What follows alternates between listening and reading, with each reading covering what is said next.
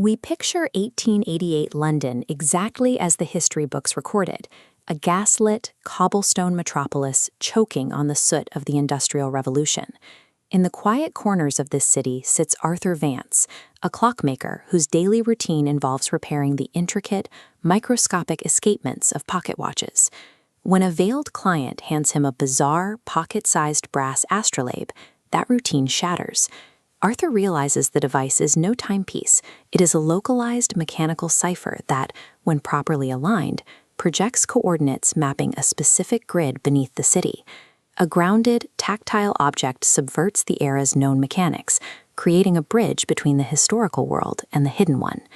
This method of hidden communication is pulled straight from the historical record. In 1888, the exact year of Arthur's discovery, a group of Freemasons founded the Hermetic Order of the Golden Dawn in London. The order relied on a set of encrypted documents, known as the cipher manuscripts, which required members to decode complex geometries by hand. Arthur's brass astrolabe is the mechanical execution of this very real cryptographic practice. Total operational security requires structural isolation. This was the blueprint of the Carbonari, a 19th-century European underground network that operated in cells, or vendite, ensuring that a breach at the bottom could never expose the leadership at the top. The society's extreme secrecy is a direct application of the most effective clandestine security protocols of the Victorian era. Following the astrolabe's map, Arthur tracks the coordinates to the heart of Bloomsbury, beneath the columns of the British Museum.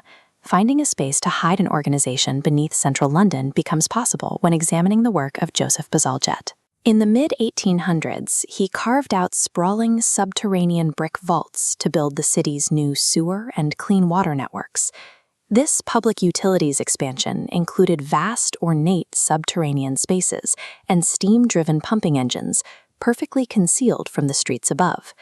By rapidly building hundreds of miles of deep tunnels and heavy hydraulic architecture, London engineered a defensive fortress, providing an untraceable labyrinth for a shadow empire to operate undetected. Arthur's capture leads him to the society's true objective, an immense steam-powered mechanical calculation engine.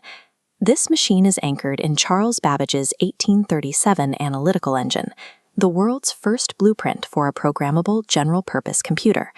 This analog processor uses vertical arrays of gears and rods to calculate extensive sets of variables, running systemic models to forecast historical outcomes. Data enters the iron-ribbed mechanical frame via heavy industrial punch cards, turning raw mathematics into physical action. This engine represents the logical extreme of suppressed 19th-century mechanical patents. The engine forecasts a catastrophic turn-of-the-century systemic collapse. To prevent it, the society uses its unbounded wealth to steer technological breakthroughs and military events. Arthur faces a binary choice: ingest a newly engineered compound to erase his memory, or accept the obsidian signet ring and become the permanent caretaker for the machine. Merging the real cryptography of the Golden Dawn, the subterranean engineering of Joseph Bazalgette, and the computing principles of Charles Babbage anchors the conspiracy in Victorian reality. The Victorian era was the premature arrival of the data processing age, driven by a hidden momentum to quantify and control the world.